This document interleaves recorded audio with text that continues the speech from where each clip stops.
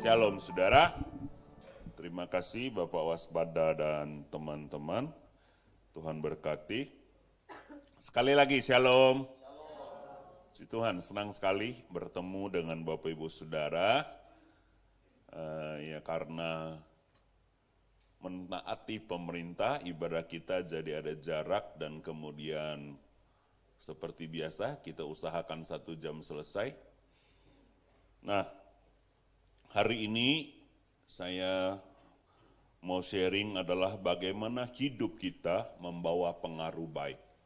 Jadi bagaimana hidup kita sebagai orang tua, ayah, ibu, anak, kakak, adik, membawa pengaruh yang baik kepada orang-orang yang ada sekeliling kita, di tempat kerja kita, di sekolah kita, di bisnis kita, maupun dalam pelayanan kita.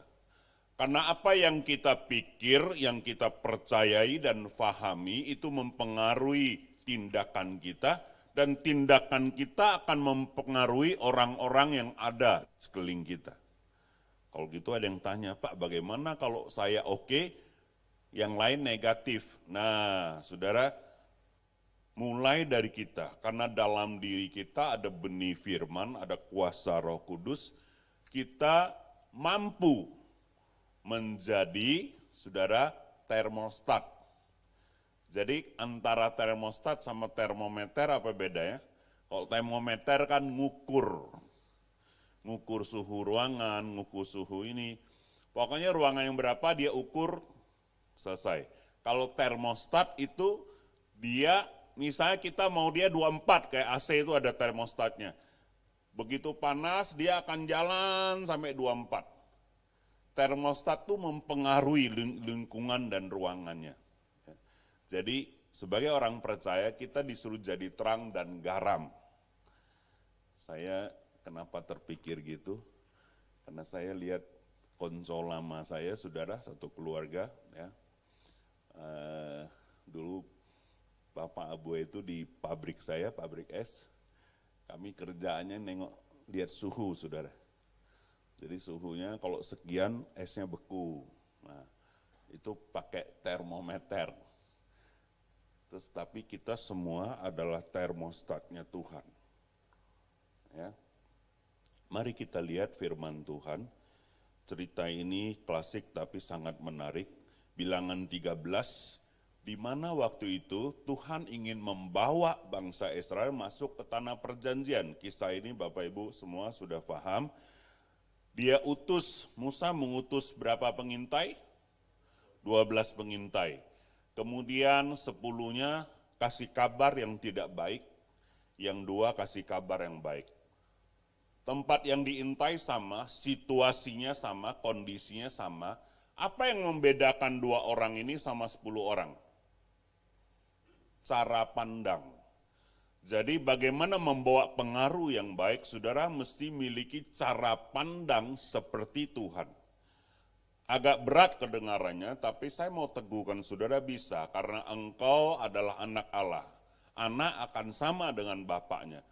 Kalau kita terus-terus baca firman, bertekun dalam firman, lama-lama pola pikir kita, cara pandang kita akan seperti Tuhan. Jadi kondisinya memang tidak baik dan tidak akan lebih baik dunia ini, situasi, lingkungan. Tapi dalam situasi yang tidak baik kita bisa melihat berkat, bisa melihat solusi. Ya kan?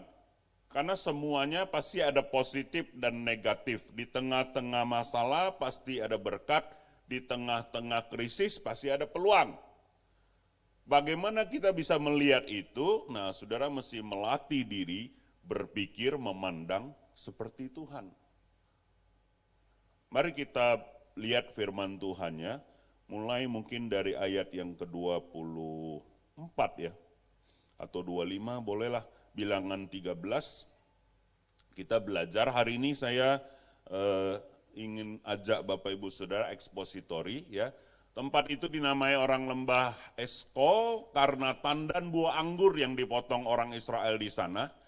Jadi mereka lihat, sudah survei ambil contoh barang, bagus-bagus. Ya. Sesudah lewat 40 hari pulanglah mereka dari pengintaian negeri itu. Dan langsung datang kepada Musa, Harun, dan segenap umat Israel di Kades, di padang gurun Paran. Mereka membawa pulang kabar kepada keduanya dan kepada segenap umat itu, dan memperlihatkan kepada sekalian hasil negeri itu. Ya. Sampai di sini semuanya baik, saudara. Terus mereka menceritakan kepada kami sudah masuk ke negeri kemana seluruh kami, kau suruh kami, dan memang negeri itu berlimpah-limpah susu dan madunya, dan inilah hasilnya. Hanya bangsa yang diam di negeri itu kuat, dan kota-kotanya berkubu, dan sangat besar, juga keturunan Enak telah kami lihat di sana. Begitu lihat masalah, reaksinya apa? Terus orang Amalek diam di tanah Negeb, orang Het, orang Yebus, orang Amori diam di pergunungan, orang Kanaan diam sepanjang laut, di sepanjang tepi sungai Yordan. Ini pemetaan kekuatannya. Terus kemudian Kaleb mencoba menenteramkan hati bangsa itu di hadapan Musa, katanya tidak, kita akan maju dan menduduki negeri itu sebab kita pasti akan mengalahkannya. Dari mana Kaleb bisa tahu pasti? Dari mana dia bisa tahu? Apakah ada pasukan yang kuat? Kaleb punya teknologi yang mutakhir, dari mana dia bisa tahu pasti?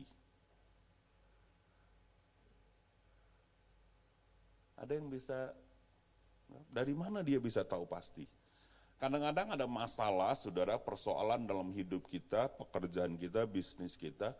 Ada yang bilang, ini bokio nih, ya, ini pasti ini. Tapi yang dia bilang, ini pasti ada solusi. Dari mana orang bisa tahu pasti? Ada yang pasti gak di dunia ini? Gak ada, saudara. Tidur di rumah pun bisa ditimpa pesawat. Ya kan? Ya kan, saudara, ada yang di Bandara Medan, Mandala jatuh, saudara. Jadi tidur di rumah pun bisa ditindak. Padahal ya gak pernah naik pesawat seumur-umur. Jadi gak ada yang pasti. Dari mana Kaleb bisa tahu pasti?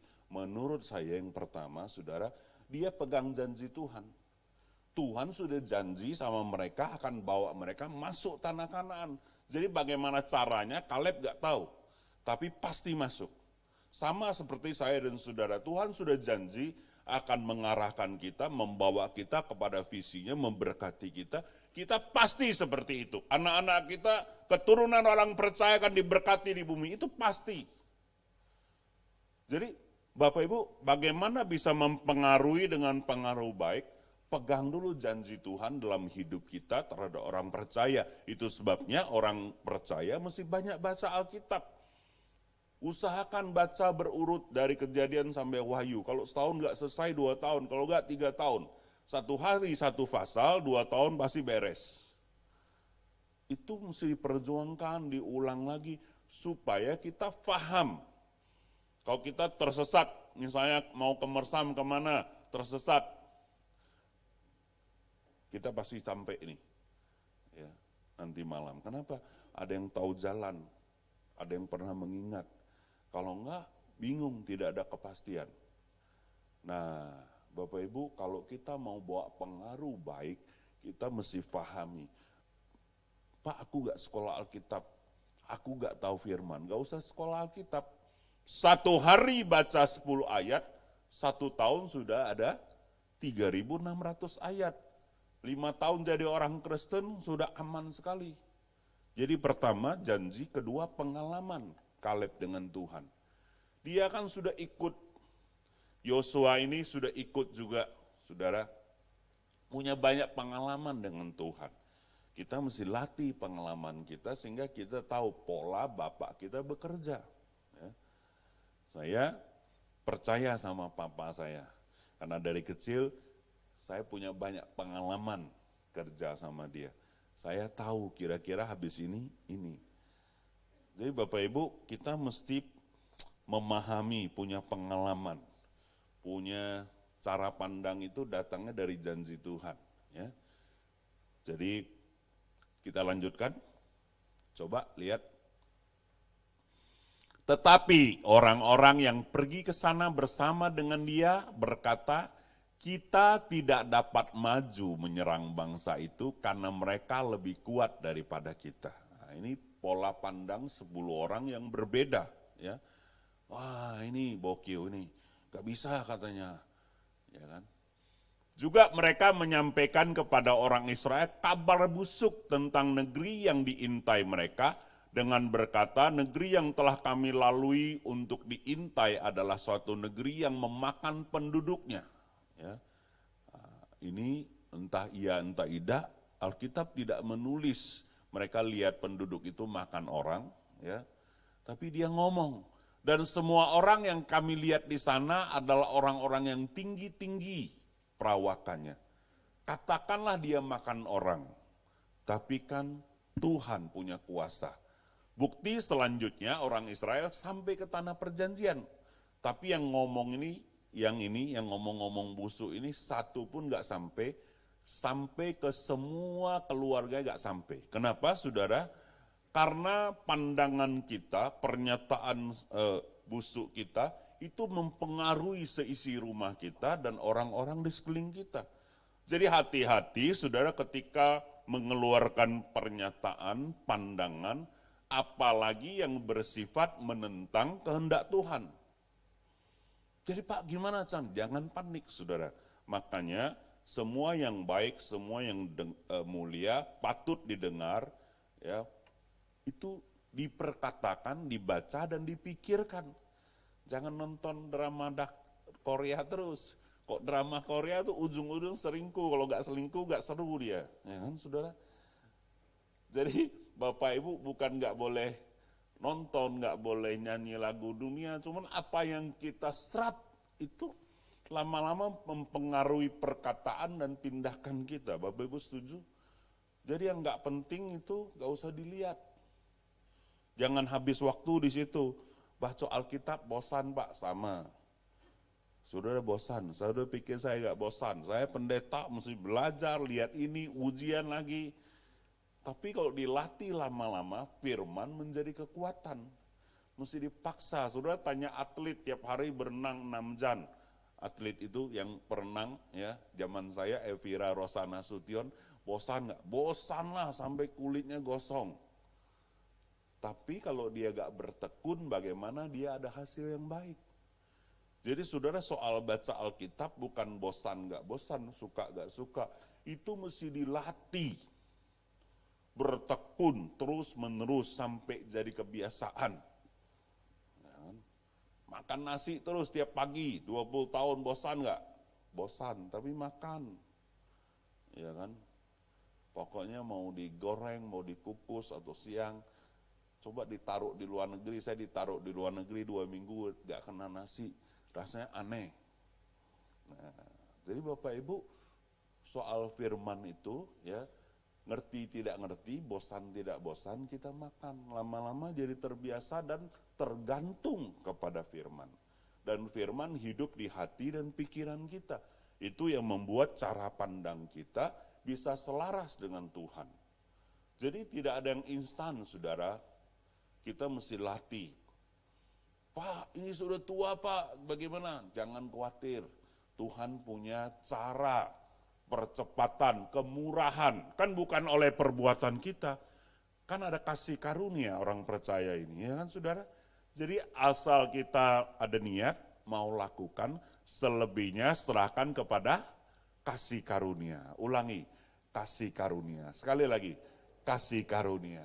Itu penting. Kalau tidak ada kata kasih karunia, berat jadi orang Kristen. Nah, kalau ada kemurahan Tuhan, itu luar biasa. Ya. Nah, mari kita lihat lagi saudara. Jadi yang pertama, lihat ya, cara pandang kita mesti selaras dengan firman. Solusinya adalah mesti baca firman, sehingga kita tahu janji Tuhan dan punya pengalaman berjalan dengan Tuhan. Berikutnya, coba lihat, masih ada ayat terakhir kayaknya. Juga kami lihat di sana orang-orang raksasa, orang enak, yang berasal dari orang-orang raksasa, dan kami lihat diri kami seperti belalang. Siapa yang lihat diri dia seperti belalang? Mereka sendiri, Ya, gak ada yang bilang mereka belalang, mereka laskar Allah. Tapi cara lihat kita terhadap diri kita itu menentukan siapa kita. Tuhan lihat kita anak Tuhan yang luar biasa. Tapi kalau kita sendiri, apalah kami ini. Ketimung bungkuk, tak masuk timbangan. Begini, begitu, luka batin. Ya kan? Cara kita memandang diri kita sendiri sangat mempengaruhi hasil dari pekerjaan pemikiran kita. Itu sebabnya mengubah pola pandang kita itu harus kita tahu seperti apa kita di mata Tuhan. Engkau berharga, engkau biji mataku, aku melindungi engkau, memberkati engkau. Oleh darahku yang mahal aku tebus hidupmu. Bukankah itu luar biasa? Ya kan? Tapi orang ini entah bagaimana dia lihat dirinya sendiri seperti belalang. Apa bahasa Belandanya belalang? Teksuka, caume. Jadi saudara, belalang. Terus, dan demikian juga mereka terhadap kami. Habis ayatnya? Ya. Jadi perhatikan saudara, hal yang kedua, kita mesti jaga hati kita. Alkitab dalam Amsal 4 ayat 23 bicara jaga hati, tapi hati di sini saudara saya menerjemahkan sebagai pikiran. Ya. Jadi hati kok kita otomatis kan pegang sini, hati. Sebenarnya sumbernya ada di sini, pikiran. Saya bacakan, jagalah hatimu dengan segala kewaspadaan karena dari situlah terpancar kehidupan. Yang mikir itu apa? Otak kita, alam bawah sadar kita. Kok ini kan jantung, di sini hati, saudara. Tapi gak apa-apa kalau mau pegang sini, ya kan. Kalau sudah biasa pengkhotbah bilang, jamah hatimu langsung sini, saudara, hati di sini. Tapi kalau mau doa, ini pikiran alam bawah sadar. Yang dijaga itu pikiran kita. Terus 24, buanglah mulut serong dan daripadamu dan jauhkanlah bibir yang dolak-dalik daripadamu. Biasakan saudara, apa yang benar diucapkan, apa yang salah jangan diucapkan. Jangan juga kebiasaan hiper. Woi bertobat 10 orang lebih, ya kan? 10 orang lebih, padahal cuma 3 orang. Nah, itu juga dosa pendeta, saudara. Ada yang jadi negatif, mengecil-ngecilkan. Ada yang membesar-besarkan, dua-duanya enggak benar. Jadi kita jaga, saudara, kalau iya bilang iya, tidak bilang tidak. Salah ngaku, mesti ada rasa aman. Berikan juga anak-anak kita rasa aman untuk salah, ngaku. Jaga hatinya, supaya kita tidak bersalah. Perhatikan Bapak Ibu, apalagi soal pernyataan yang menyangkut perintah Tuhan, yang menyangkut keputusan firman, otoritas, saudara mesti bijak-bijak. Kita sebagai otoritas atas keluarga kita juga bijak-bijak ngomongnya. 2 ayat lagi, coba lihat. Biarlah matamu memandang terus ke depan dan tatapan matamu tetap di muka. Tempuhlah jalan yang rata dan hendaklah tetap segala jalanmu. 27, janganlah menyimpang ke kanan atau ke kiri, jauhkanlah kakimu dari kejahatan. Nah, soal jaga hati, dalam hal ini kita butuh sahabat, teman, pasangan, istri, suami, anak untuk mengingatkan. Karena kalau kita sesat atau menyimpang itu gak sadar. Yang paling berat penyakit manusia menurut saya adalah kecewa. Kenapa kecewa? Karena kita taruh harapan yang besar kepada orang-orang. Berharap ini, berharap itu, berharap suami baik, istri baik, anak baik. Tahu-tahu gak sampai patah hati. Nah, itulah makanya jangan patah hati, jaga hati. Alkitab suruh kita jaga hati, orang dunia suka patah hati. Kenapa orang bisa patah hati dan kecewa? Karena dia menaruhkan harapan yang tinggi kepada orang-orang. Hanya berharap kepada Tuhan saja. percaya kepada Tuhan saja. Dan jangan sesat. Jangan menaruh, saudara, kalau kita lihat kan, Ating hari ini, ya, Ibu Susana hari ini lihat aku miring-miring dia. Ya kan? Sudah itu ketemu lagi keluar, dia udah salaman sama aku. Kenapa ini? Terus mulai dikait-kaitkan, panjang. Nah, itu saudara, itulah sumber orang yang hatinya jadi rusak. Kalau ada masalah, persoalan, diomongin.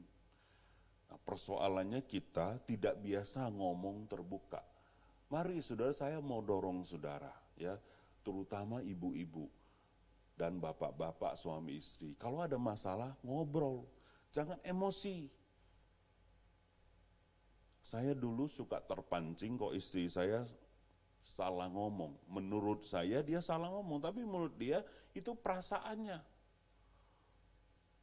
Sudah harus kasih waktu, kasih ruangan untuk anak kita, pasangan kita, teman kita ungkapkan perasaannya.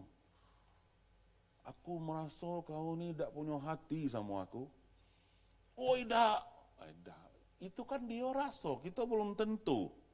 Ya kan? Aku rasa aku lapar, kata istri kita. Jangan, kau baru makan tadi. Nah itu kan dia rasa. Sudah paham? Jadi dalam hal komunikasi keluarga, tanda kutip jaga hati, saudara mesti kasih ruangan untuk pasangan, anak saudara, teman saudara, rekan sepelayanan saudara, ungkapkan perasaan, sama-sama pelayanan. Aku rasa suara kau fales tadi. Nah, saudara kalau yang dirasa-rasa itu jangan cepat tersinggung, kayak mana caranya aku mau belajar, ya salah di mana dan sebagainya, oke? Jadi saudara, paham maksud saya ya, jangan cepat emosi. Sekali lagi, cara ujinya bagus. Saudara punya waktu gak 1 minggu, 30 menit sampai 1 jam, duduk sama pasangan, anak, ya kalau bapak sama anak pria, 1 jam dan ngobrol. Kalau gak pernah atau gak bisa, perbaiki. Berarti saudara orang masih baperan. Atau pasangan, aku dah Pak, dia itulah. Biasa gitu saudara. Pertanyaan saya adalah, bagaimana caranya saudara sembuhkan pasangan saudara yang baperan? Ya kan? Kalau 1 jam dia ngoceh terus, salah ngomong, tapi saudara tepuk-tepuk, dengerin, kan lewat 1 jam. Persoalan saya adalah bisa lewat gak 1 jam, saudara duduk. Lihat pasangan saudara yang cerewet dan baperan itu. Biasanya kita salahin, dia tuh lah banyak ngomong Pak, aku tidak ngomong. Tidak ngomong itulah masalah. Jadi mulai hari ini, ya, saudara jangan hidup terlalu susah. Tenang aja, jangan cepat terpengaruh sama omongan orang. Duduk sini, pokoknya keputusan mama begini, jalanlah. Itu bahasa Inggrisnya liu lah.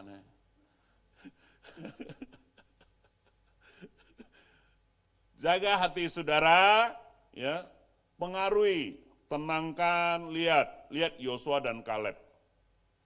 Ini heboh ini gara-gara omongan dan pandangan. Kenapa saya mau khotbahkan ini? Situasi ini kan ada sakit, ada corona, mempengaruhi bisnis, pekerjaan. Saudara jangan diam di rumah. Tunggulah semuanya normal. Saya beritahu tidak akan ada hari normal seperti dulu. Ke depan beda, jangan tunggu lagi Yesus datang. Saudara mesti produktif di masa pandemik. Minta hikmat Tuhan. Apa yang mesti dikerjakan dalam bisnis, pekerjaan, pelayanan. Semuanya mesti berubah dan menyesuaikan. Nah, persoalannya kalau saudara nunggu dan baperan terus, kapan mau move on? Jadi, jangan tunggu ya nanti seperti dulu, kita kesini tunggu, ini sudah 2 tahun, mau dekat. Tidak akan selesai, saudara. Akan ada penyesuaian. Ya kan? Terus menerus. Ini bukan mati lampu, nanti hidup, nanti normal lagi. Bukan. Ini sebuah sistem yang berubah, sama seperti dulu kamera model lama. Nah, Mereka tidak muncul lagi, diubah menjadi handphone. Ya kan? Dulu saudara telepon kita kan putar-putar tuh, zaman tahun 80-an. Kering pakai kabel. Tapi ini semua sudah musnah. Ada sistem yang baru, telepon tidak pakai kabel. Demikianlah corona ini saudara. Ya, tidak akan kembali seperti dulu. Kita mesti bangun gaya hidup yang baru. Saya pastikan, karena dunia ini terus berubah. Jadi kalau saudara nungguin, mirip orang nunggu mati lampu hidup, tunggulah. Biasanya PLN paling sebentar. Indonesia sudah maju, ya, setengah jam lagi hidup lah. Saudara akan duduk dalam kegelapan sudah 1 tahun lebih. Ya kan? Mati lagi. Normal. Saya beritahu saudara, pemerintah semua berjuang. Yang bisa kita kerjakan adalah sesuaikan hidup kita dengan pola yang sekarang. Jangan hidup di masa lalu, apalagi tunggu dia berlalu. Sekali lagi, sebagai hamba Tuhan saya beritahu saudara, tidak akan balik ke dulu. Saudara mesti sadar, cara berpikirnya mesti dipikirkan. Ini gimana nih Tuhan, minta aku hikmat. Saya berdoa semuanya akan baik, virus akan pergi dan sebagainya. Tapi saya beritahu, katakanlah corona bisa diatasi, hidup kita itu berubah, berbeda, tidak seperti dulu lagi. Kalau zaman maju, orang terus menyesuaikan. Nah kalau saudara gak menyesuaikan, sudah ketinggalan. Kalau katakanlah nanti vaksin semua 5 tahun semua sudah beres, orang 5 tahun sudah kemana-mana, saudara baru akan mulai. Pasti ada pertolongan Tuhan sih, kasih karunia. Tapi kan sayang, ngapain saja 5 tahun ini. Paham Bapak Ibu? Itulah kita butuh pikiran seperti Tuhan. Jaga hati kita, tidak dipengaruhi orang-orang sekeliling kita. Kok dipengaruhi, barulah semangat. Nanti, mailah. Mosen uku ya hiko ulau hawa, hiko usai, situ ada singa, situ ada beruang, situ ada hantu, ke situ di situ sungai besar, sungainya 80 kali lipat Batanghari, lewatlah, duduk sajalah di rumah, semangat untuk maju Bapak Ibu, ya ibu-ibu, mungkin kita gak kerja lagi, kita di rumah, tapi berikan perkataan, dorongan, pandangan, dan semangat kepada anak-anak kita. Jangan bilang gini, ini sudah corona, tidak usah sekolah lagi, kau buka bengkel sepeda Ya kan, orang semua main sepeda, gak ada salah dengan bengkel sepeda, sorry.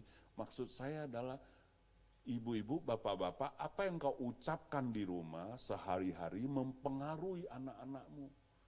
Mempengaruhi masa depan hidup keluargamu. Ini orang yang 10, satu angkatan, satu keturunan Tuhan izinkan mati di padang gurun. Tidak seorang pun masuk tanah perjanjian. Hanya Joshua dan Kaleb serta keturunannya. Berat ini persoalan. Hanya gara-gara cara pandang. Kenapa jadi berat? Karena mereka menentang kehendak Tuhan. Tuhan mau mereka itu dipilih menjadi pemimpin yang bawa pengaruh baik, kemudian masuk tanah perjanjian. Tapi orang-orang yang dipilih Tuhan itu KO, tidak melaksanakan yang Tuhan mau. Berat persoalannya. Saudara sebagai orang tua, pemimpin, dipilih Tuhan membawa pengaruh baik kepada anak-anakmu.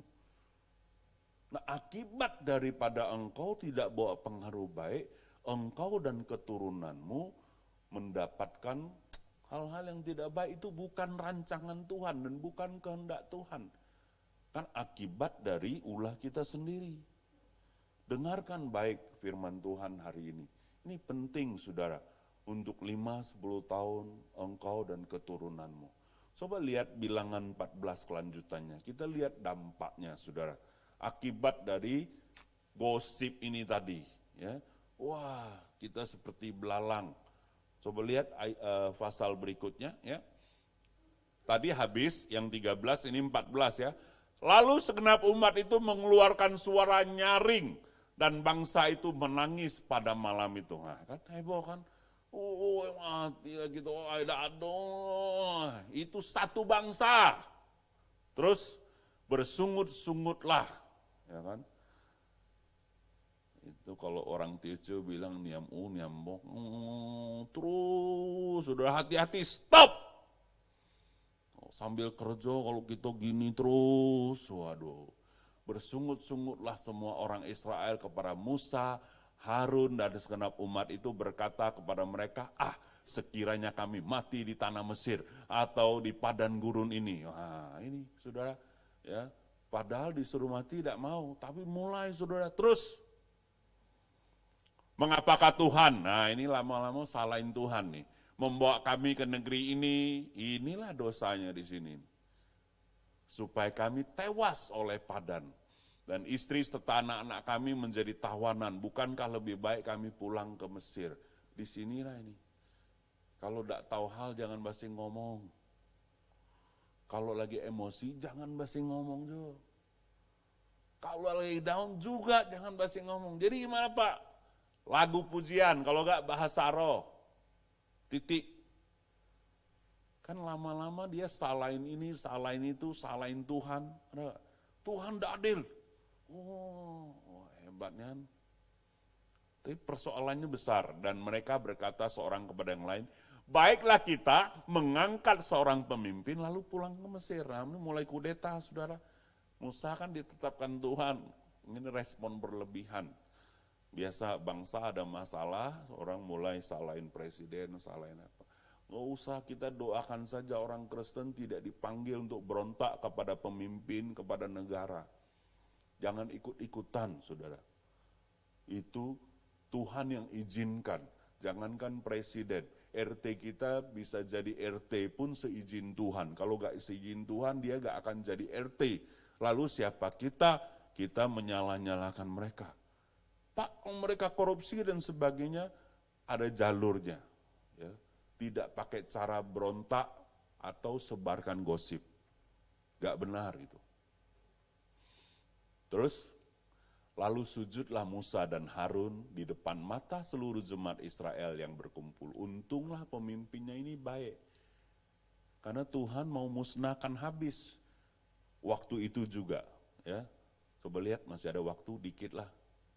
Tetapi Yosua bin Nun dan Kaleb bin Yehune, orang yang termasuk orang-orang yang telah mengintai negeri itu, mengoyakkan pakaiannya. Ya. Dua ini dia sungguh-sungguh menyatakan diri, tinggal berdua, yang membela Tuhan. Dan berkatalah kepada segenap umat Israel, negeri yang kami lalui untuk diintai itu adalah luar biasa baiknya. Indonesia ini baik, masa depan kalian baik. Kenapalah gak lihat yang baik? Terus, jika Tuhan berkenan kepada kita, maka Ia akan membawa kita masuk ke negeri itu dan akan memberikannya kepada kita suatu negeri yang berlimpah-limpah susu dan madunya. Kondisi, situasi, ancamannya sama. Satu lihat kebaikan dan susu madu, satu lihat bokiu. Ya, gak ada solusi. Saya berdoa Bapak Ibu, setiap hati, pikiran, mata Bapak Ibu bisa melihat berkat Tuhan, peluang Tuhan, hal-hal yang baik dari kondisi yang tidak baik. Amin. Kita mesti belajar seperti Joshua dan Kaleb. Terus, hanya janganlah memberontak kepada Tuhan. Lihat, langsung si Joshua ini tahu masalah bangsa Israel. Mereka sedang berontak sama Tuhan dan janganlah takut kepada bangsa negeri itu.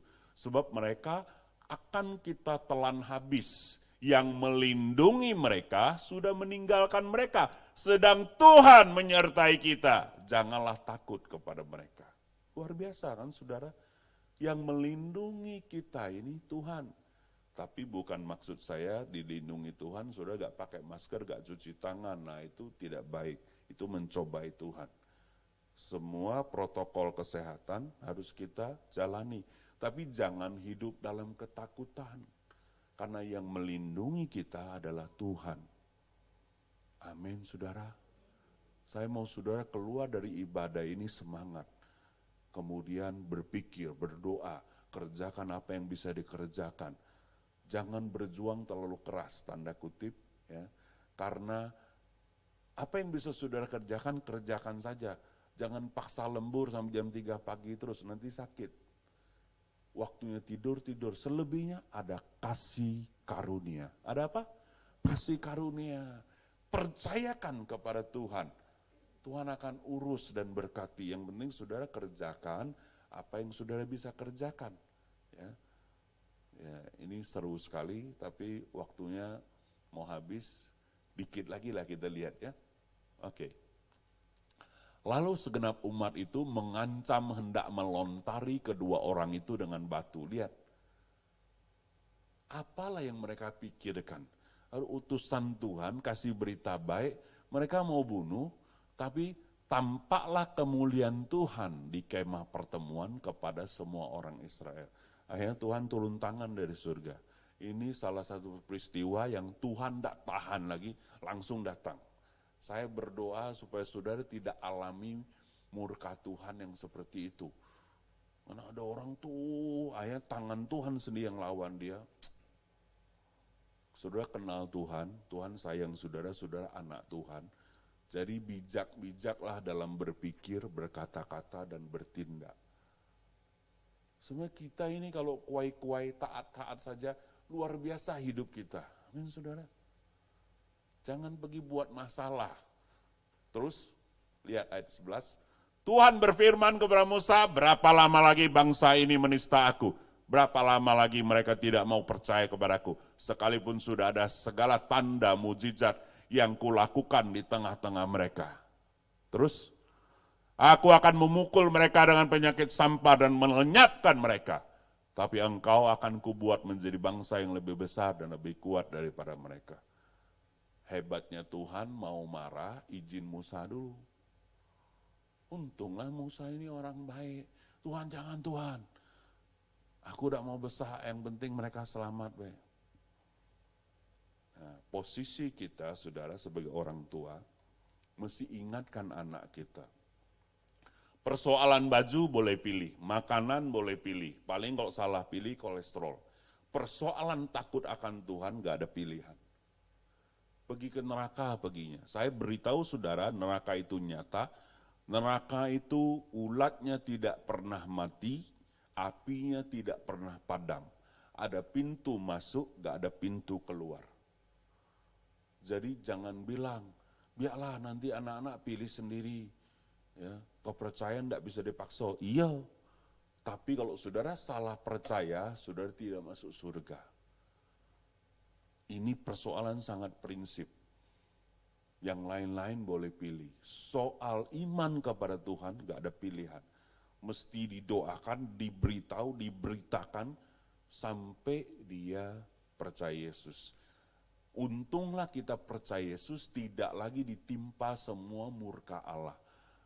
Pastilah setiap kita akan ke surga kalau kita baik-baik mengikuti Tuhan Yesus. Sepanjang saudara takut akan Tuhan, percaya Yesus Tuhan, selamatlah kita ini. Ya, jangan khawatir, karena ada kasih karunia. Ya, Tuhan tahu saudara lemah, tidak mampu melakukan semua hukum Taurat, makanya dia datang. Tapi standar minimalnya, saudara jangan melawan Tuhan. Oke, sampai di sini saya ulangi, hari ini kita belajar saudara, punya pola pandang seperti Tuhan. Lewat firman, ya.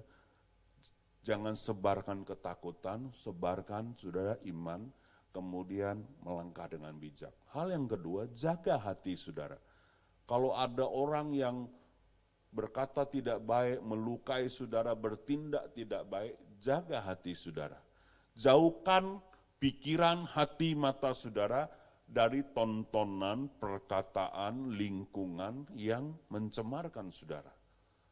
Ya. Penting sekali saudara. Kumpul dengan teman-teman komsel, teman-teman yang membangun, saudara butuh komunitas yang baik. Supaya hati dan pikiran saudara terjaga. Hal yang ketiga adalah lakukan tindakan yang benar. Sudah saudara tahu, paham, lakukan. Jangan ditunda. Besok lah ya.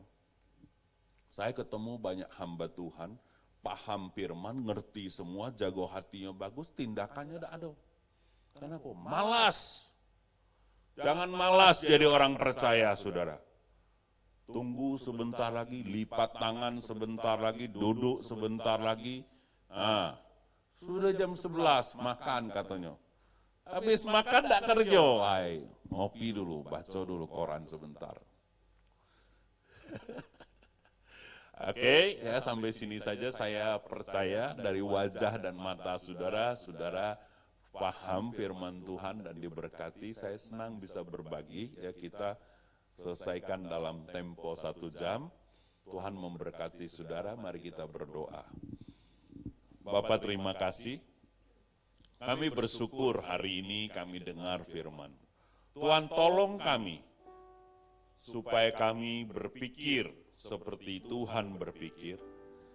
Jagai hati kami dengan segala kewaspadaan, karena dari situ terpancar kehidupan. Tuhan dan kami melangkah, bertindak sesuai dengan kehendak Tuhan. Berikan kami sahabat-sahabat rohani. Jadikan kami juga sahabat rohani buat keluarga, anak-anak, tempat kerja, tempat bisnis. Tuhan tolong setiap kami. Supaya kasih karunia Tuhan melimpah-limpah. Kami membawa pengaruh yang baik dimanapun kami berada. Seperti Joshua dan Kaleb. Setiap kami seperti Joshua dan Kaleb. Masuk tanah perjanjian, mendapatkan janji-janji Tuhan sampai masa tua kami. Tetap subur dan tetap bertumbuh. Berkat Tuhan atas kami semua, dalam nama Yesus kami berdoa. Haleluya, amin.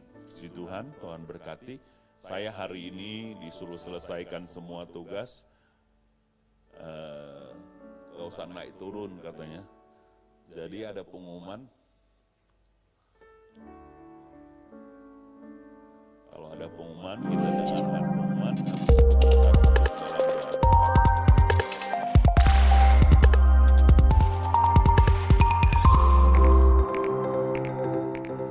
Dihimbau kepada Bapak Ibu Saudara untuk menyimpan nomor WA Pelita Center, yaitu di 0852 1379 2918. Setelah disimpan, dimohon untuk mengirimkan pesan ke nomor yang sama dengan isi pesan sebagai berikut. Nama Bapak, Ibu Saudara, dan ibadah Bapak, Ibu Saudara. Akan diadakan doa puasa pelayan pada hari Sabtu, tanggal 5 Juni 2021 pada jam 12 siang di Sekretariat Pelita, Kuang Anggrek. Dan doa korporat pada hari Jumat tanggal 4 Juni 2021 pada jam setengah 8 malam. Doa ini diadakan secara online dan offline. Untuk online di media YouTube Pelita Community Jambi dan untuk offline di Sekretariat Pelita Kuang Anggrek. Kami mengucapkan selamat ulang tahun kepada Bapak Ibu Saudara yang berulang tahun di sepanjang minggu ini.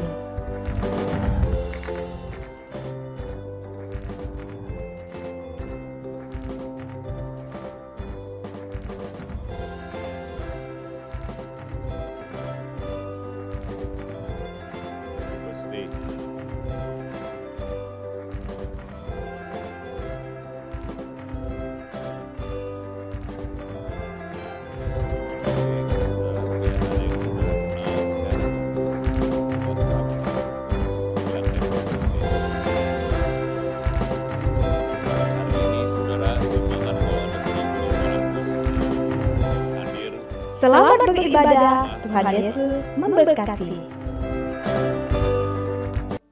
Ini pengumumannya nggak bisa di stop kayak YouTube gitu ya? Oh ya, ini pendeta yang salah, bukan mereka, saudara. Pendetanya gaptek. Saya pikir lagi nonton-nonton, kalau YouTube diklik kan berhenti. Tidak mau berhenti dia.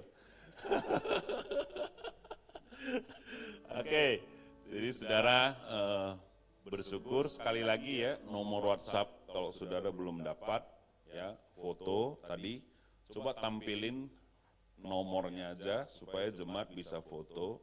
Saudara boleh foto, terus simpan, interaksi sama adminnya.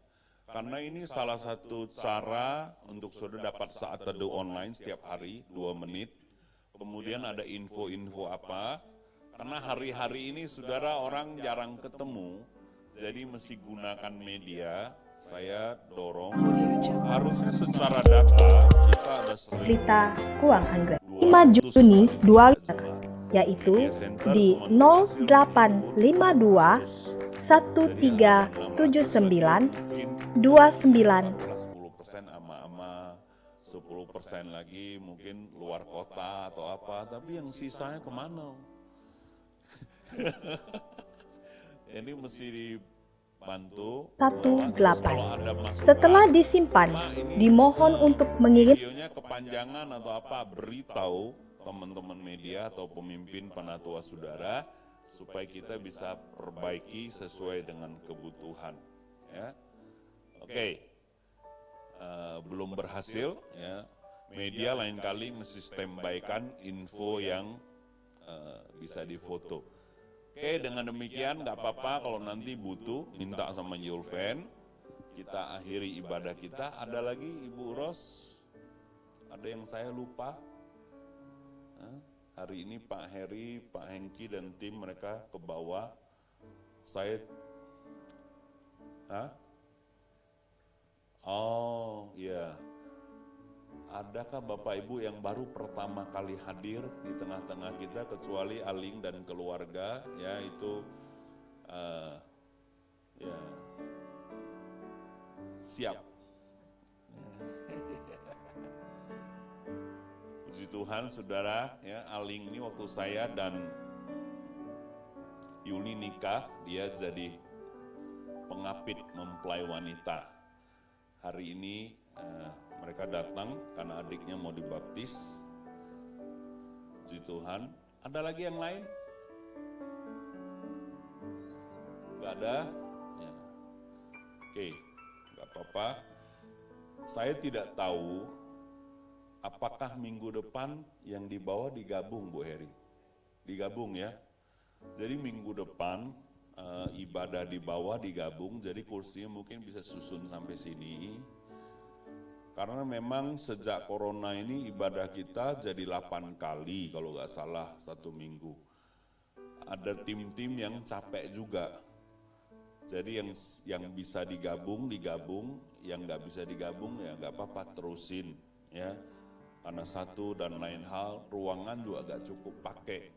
Nggak mungkin kita multi terus, ini sudah 3 ruangan, terus kan harus ada 2 jam untuk kita steril. Jadi orang dikit datangnya, pendeta stres juga. Orang banyak, harus ada solusi juga. Tapi puji Tuhan, saudara, jemaat dan pemimpin pelita baik-baik, ya kan? Semua taat, jadi ya kita geser-geser lah, saudara. Supaya semua cukup, karena tambah banyak orang yang mau offline. Dengan menjaga jarak dan sebagainya. Gak apa-apa, paling 90 orang lah. Ruangan ini muat 200 lebih. Jadi kalau dia 100 masih memenuhi standar protokol. Ya. Oke, cukup ya. Kita mau akhiri, tidak mau balik-balik nih. Mari kita bangkit berdiri.